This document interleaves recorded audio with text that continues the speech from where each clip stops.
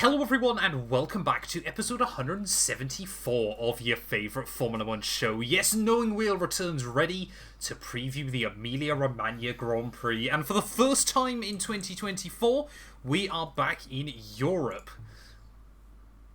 Is that true? Yes. Yes, it is true, isn't it? We are. It's indeed Imola. Hello everyone. I'm Jamie. I never introduced myself. Yeah, I'm Jamie. Matt didn't introduce me, so you know what. You threw me off, so we'll give you a behind the scenes there for the worst intro we've ever done. Jamie typed a message in chat, so I don't know if I'd messed something up with the recording or anything. No. So I kind of froze up. But that is... I thought you wanted me to say something, so I just did. There you go. No, I was trying to work out what you were saying in my ear in the background. What a car crash. That is absolutely terrible, but it stays in the edit because that's what we do around here. But yeah, we return to Imola this weekend. As I said, first European Grand Prix of the year, and the first Grand Prix as well that we have got feet on the ground, because as mentioned previously, Jamie will be at the Imola circuit this weekend. I will. Is it your first time at Imola? Yes, it is. I've been to Monza, but not while the race was on. It was just we were passing through. I've never been to Imola, so I'm looking forward to it. It's weird because I don't expect a very good race personally. I don't expect very good weather, and yeah, so I'm excited for it. It'll be sick, and I'm sure once I'm on a plane to Milan, I'll be, this is great, But right now, I'm literally going tomorrow, and I'm kind of indifferent. I think Imola, the weather at the end of May should be pretty decent, shouldn't it? It's raining all week apart from the actual race. Is it? So it is. Well, Friday, Saturday are meant to look sunny, apparently. Sunday's meant to rain. Oh, really? Well, that'd be fun. I better take a coat, though. You want to take a coat. You definitely want to take a coat. But I'm looking forward to it. It's the first race I've been to in a little while, so that'd be fun.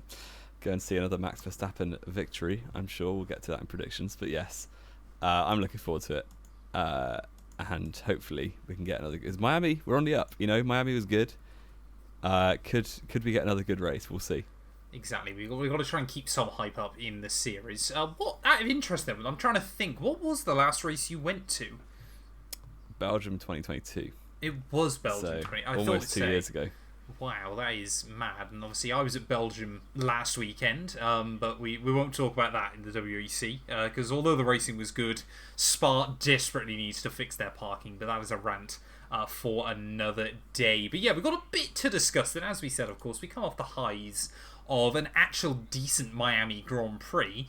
And I'm going to kick this off with some news that may shock you, Jamie, may not.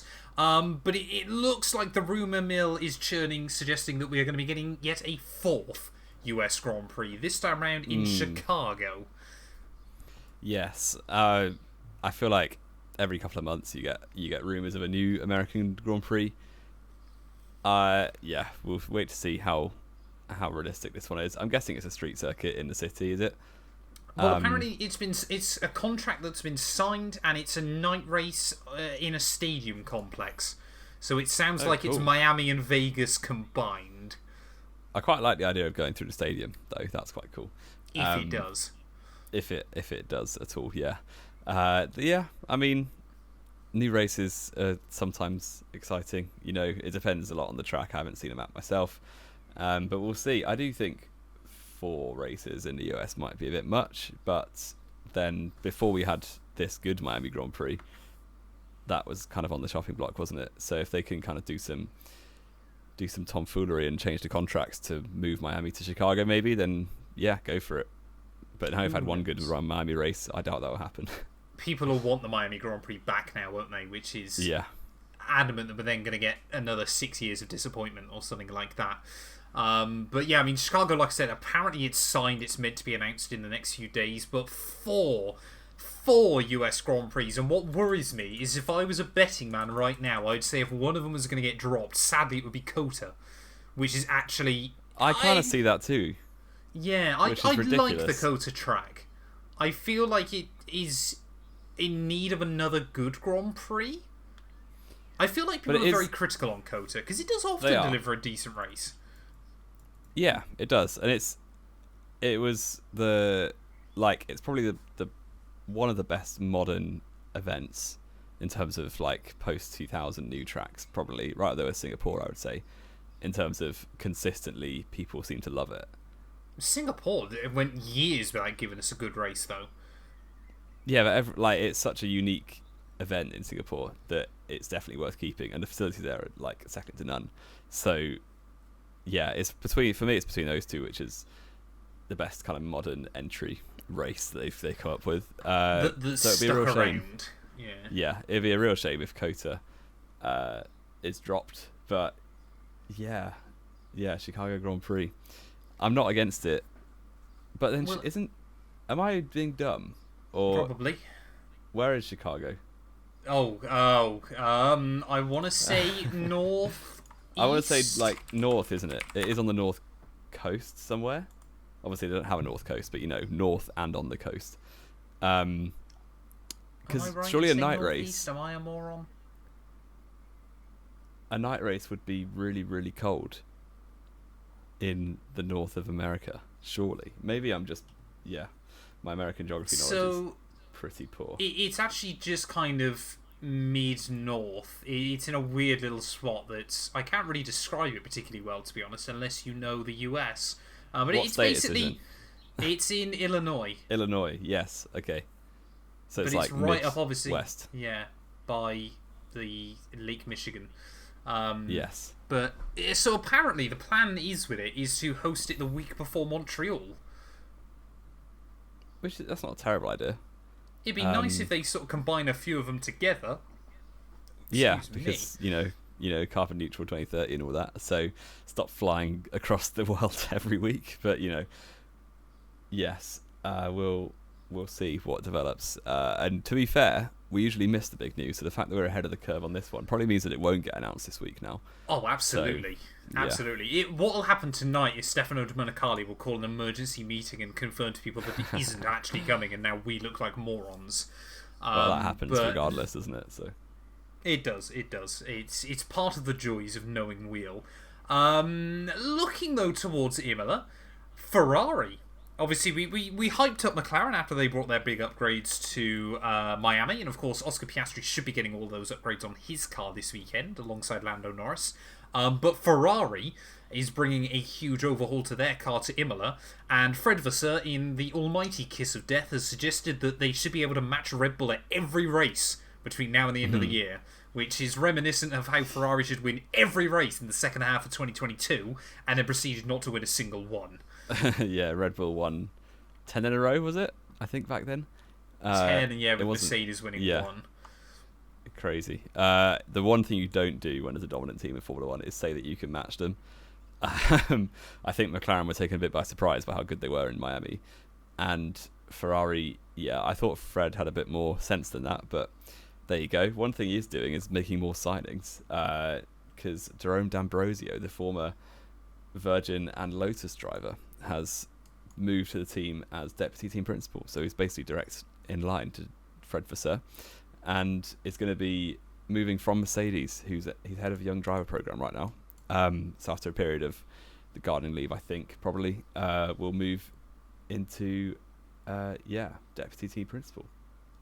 Is there a growing belief right now that Mercedes are just slowly disappearing into the midfield and never going to get back to where they were? It feels like they need a bit of direction. My best kind of way I can describe it, and it's to nowhere near the same kind of level, was Renault in the mid-2000s. They had a couple of years of dominance, and then it just completely fell back off, and then just left. Well, yeah, they never really left, though, did they? Well, the team is still there. The manufacturer quit. But that's what I mean. Teams don't tend to leave Formula 1 anymore. Facilities don't tend to leave Formula 1. Happen. It seems very odd, doesn't it? It is very odd, because they really don't seem to have much direction right now. They're always kind of going around in circular blame of whose fault it is this week while the car's rubbish. But I think once they get a new kind of headline driver in, maybe you feel like there'll be a bit of momentum. They should have just signed Fernando Alonso. That would have really sent them down the drain. It may as well. Yeah. If you're gonna ruin your Formula 1 team, Alonso's may as well the crash best and way burn. to do it. Exactly. With spectacular fireworks with Alonso at the helm. I mean, it's got to be mentioned though as well, isn't it, Jamie? Can we take a second to talk about Fernando Alonso's ability to develop a Formula One car?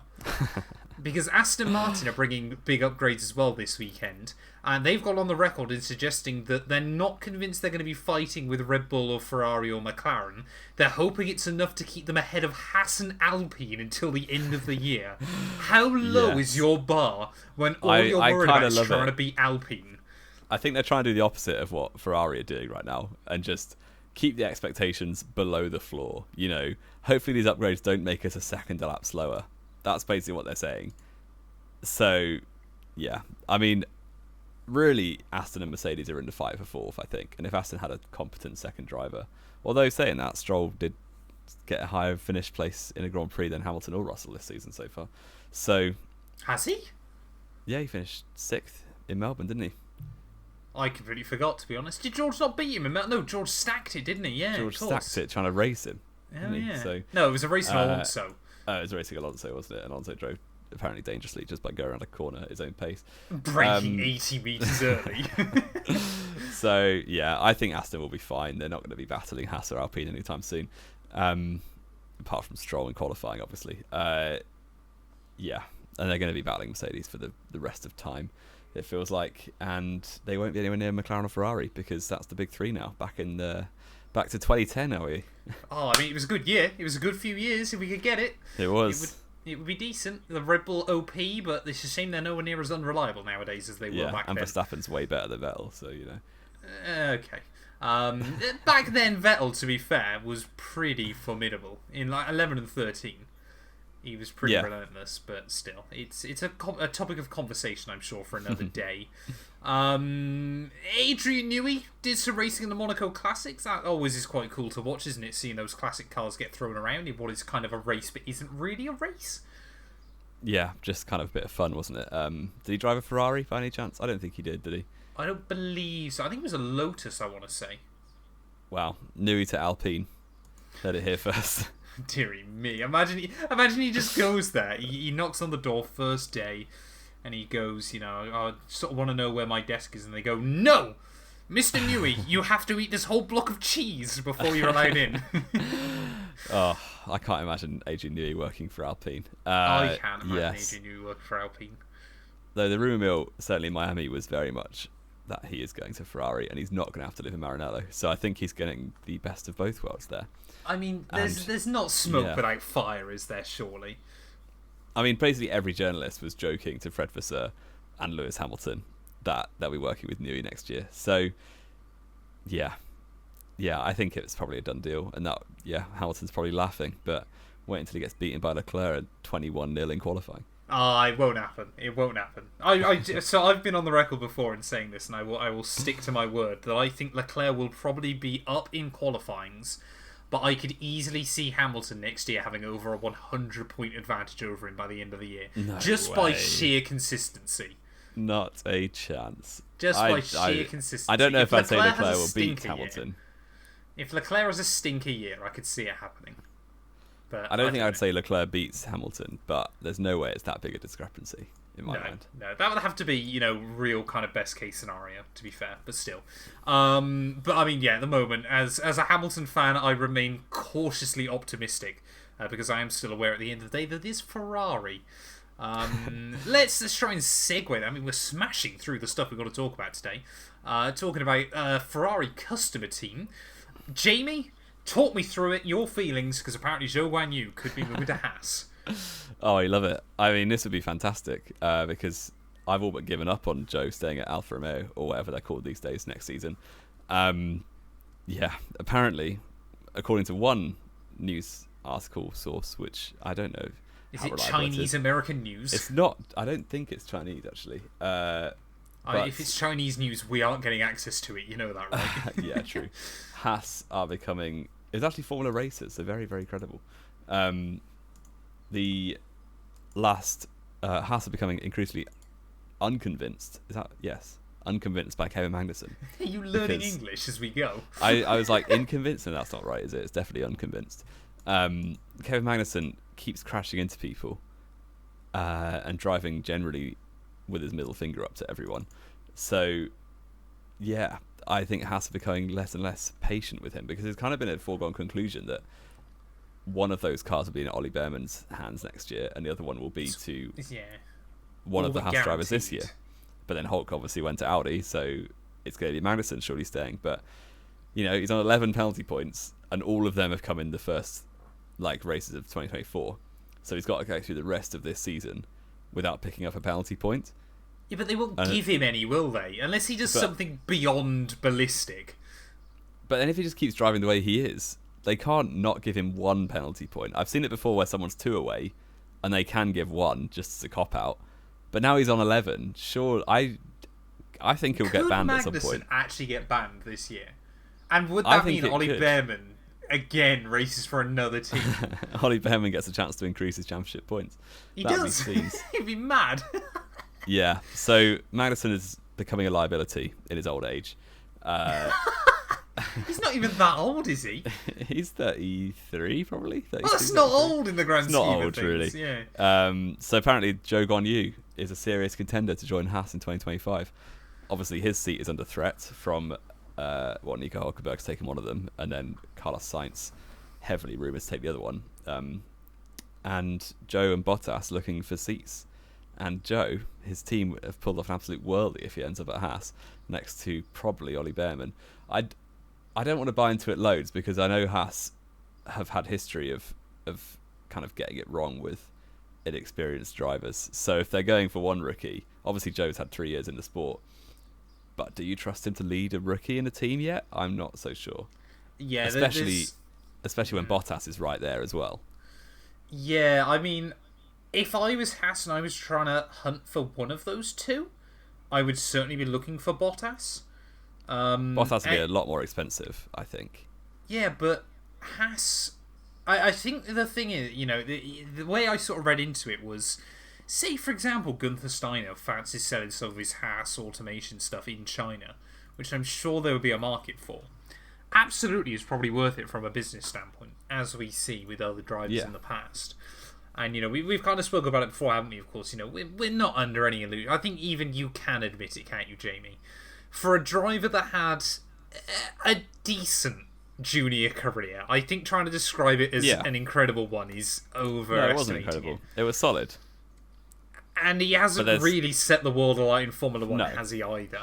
No. There's a string of drivers who kind of come in and out of F2 who all could do as good as he could. So people, I'm thinking like Felipe Drugovich, Schwartzman, Eilert, even Fuoco back in the day, someone like that. The solid top of the kind of drivers who are they're in the top kind of 6 or 8 of F2 would all do an all right job at F1, but only the top 1 or 2 will actually set the world alight in F1, like the likes of Norris, Piastri, like those kind of drivers. I love the way you mentioned Norris, but not George Russell. I was thinking Norris in F2. He's getting battered now, so. Yeah, but he's going up against Lewis Hamilton. Yeah, fair. I think Joe's done well to get 3 years out of it. If he can get any more, I'll be delighted. It will be staggering to consider the idea that if Joe does sign to Haas, he might very well see 100 Formula 1 race starts as a pretty mediocre junior that hasn't come in with Lance Stroll money. Yes, I think the nationality does help in terms of marketing, definitely. And the fact that he's such a pioneer for Chinese motorsport. He's a very likeable guy. And I'll give him that, yeah. Exactly. And as we've kind of said before, being likeable, I think, does go a long way in Formula 1 as well. And of course, massively helps when you've got that kind of money behind you. Because, Zhou Guanyu very much could try and go down the route of, pay driver that we all love to hate. But he is genuinely just from speaking with him in person, he's a genuinely likeable guy as well. Which, certainly is helpful. And like you said, he is big for the Chinese influence in the sport as well, and that does play an important role at the end of the day. But I do genuinely think he's improving this season. So he's already got a P11 in a Grand Prix. He's got a P10 in Bahrain. Since then, he's been nowhere though, for the most part. He got 10th in a sprint race. He's beaten Bottas more times than he's lost to Bottas, although it's quite hard to judge when their pit stop's getting ruined every other race. Exactly, it's basically a lottery. I would say at the very least they're matching this season, those two. So, yeah. It remains to be seen where he ends up. I'm just trying to find, some results for Zhou so far this year. I'm trying to find his qualifying results. So far this year, if you exclude the sprints, he's qualified on the back row 3 times in 6 races. And when you think when one of those positions Probably is Sargent. basically warm for Sargent every week. Obviously, Saudi Arabia, we don't really know, but would it have been much better? I'm not convinced. The fact he hasn't seen a Q2 yet in real qualifying is alarming. Yeah, probably. He's also 6-0 to Bottas at the minute in quali. Yeah. But his race pace has always been better, so I'm going to cling on to that. Oh dear me. Yeah. Is he the right person to lead a team though? Do you honestly think? I would be surprised if that's the way Haas go. In terms of leading the team of drivers who's available, like even Bottas, you probably pick over Zhou. And Well, Zhou, Bottas led Zhou, hasn't he? Yeah.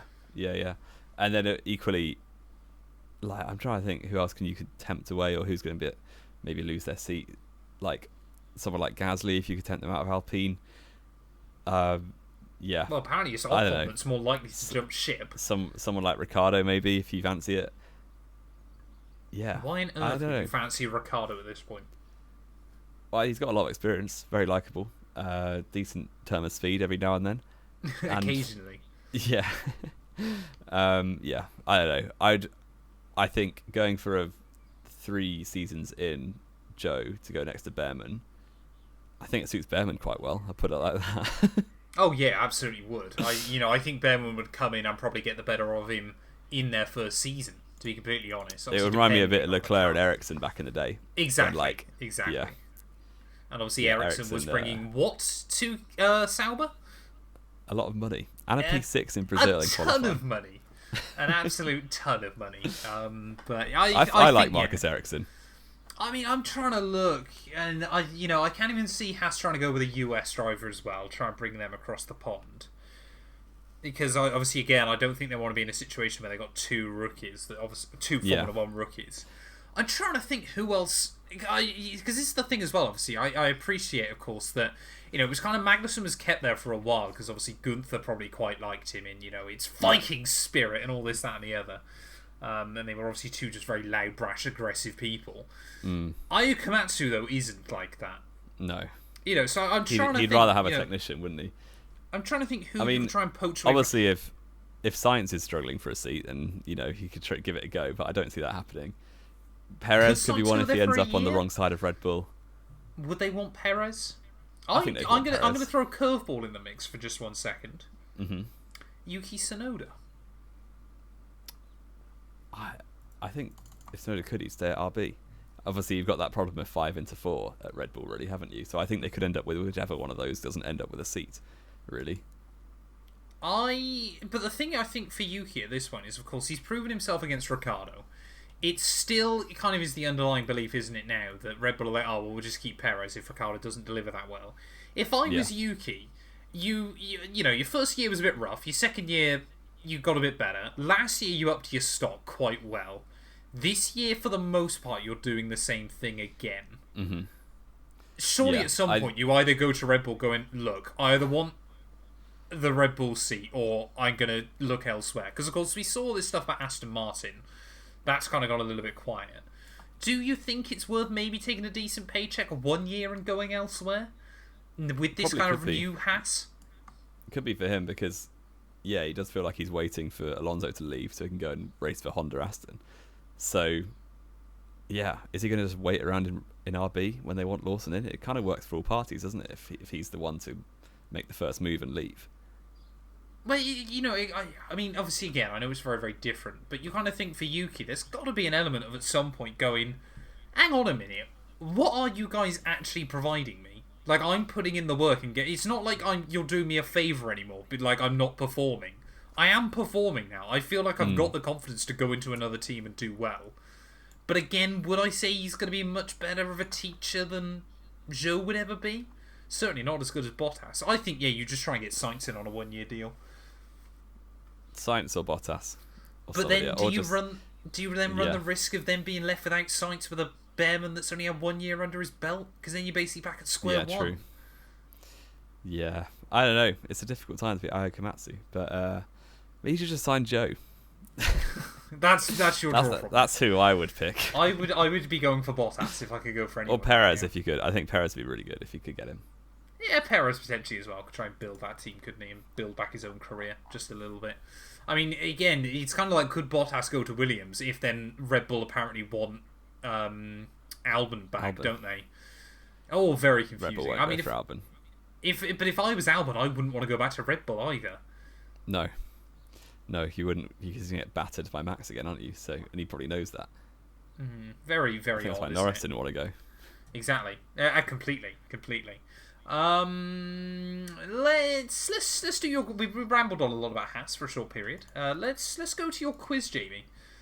Fantastic. Here we go. Now, obviously, we had a bit of controversy last week in the idea that I guessed what quiz Jamie was going to do. And Matt was cheating. So I can read Jamie's mind. He's quite a basic person in the grand scheme of things. So obviously, Imola this weekend, lovingly known back in the day as the San Marino Grand Prix, which was always one of two odd little GPs in Europe. Of course, the other one being the European Grand Prix. Your quiz today, Jamie, it's a bit of a fun one. You've got to go back in order, giving me every single European GP winner. Get one wrong, and it's over. I'm not going to do very well at this. I'm really not going to do very well. I think the most recent one was in Baku, when it was its debut year, 2016. It was. I was slightly worried that you were going to get caught out immediately. No, I remember. So that was Rosberg won that one. It was Nico Rosberg. No, here's where it gets fun. The one before, there was a time when it was Valencia was the European Grand Prix. I'm trying to remember. I think for a bit as well, the Nürburgring was, but I think that was before. It was before. I will give you some hints here. Right. So Valencia last raced in 2012. Correct. Which was won by Fernando Alonso. It was from 11th on the grid. 2011 was a really, really boring race. Most won of by them were. Sebastian Vettel. Correct. 2010. I think Valencia was always the European Grand Prix. It was always the European Grand Prix. Because it was always racing with Spain still and Barcelona. Exactly. 2010 was Vettel. It was. 09 was Barrichello. It was. For Braun, very popular his win. First win in 5 years. 08 was Valencia's first year. I do know this. As much as it doesn't sound like it. Well, it's got to either be Massa, Raikkonen, or Hamilton, because Kovalainen didn't win it. Neither did Alonso. I think it was Felipe Massa. It was Felipe Massa. It was. That was a bit of a stab in the dark. You did well. I can't remember anything about that. 07. Was it a Nürburgring? It was the Nürburgring. It was at Nürburgring. How far back does the European Grand Prix go? I don't remember it way back. But 07 Nürb was the race that Spiker led briefly with Marcus Winkelhock, wasn't it? So that was won in the end by Fernando Alonso for McLaren when he overtook controversial Massa, contact, wasn't it? Yeah, towards the end. Yep, Alonso won that one. I have no idea where these races are now. Did it happen in 06? Yes, was it a Nürburgring? It was. Nürb 06.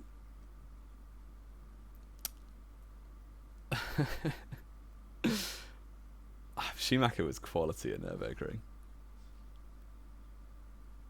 Would it have been him? Yeah, let's go Michael Schumacher. Correct. There we go. I'm very impressed so far. 05, still at Nürb. Correct. This is Raikkonen's wheel exploding, isn't it? It is. Oh, I'm not sure who won though.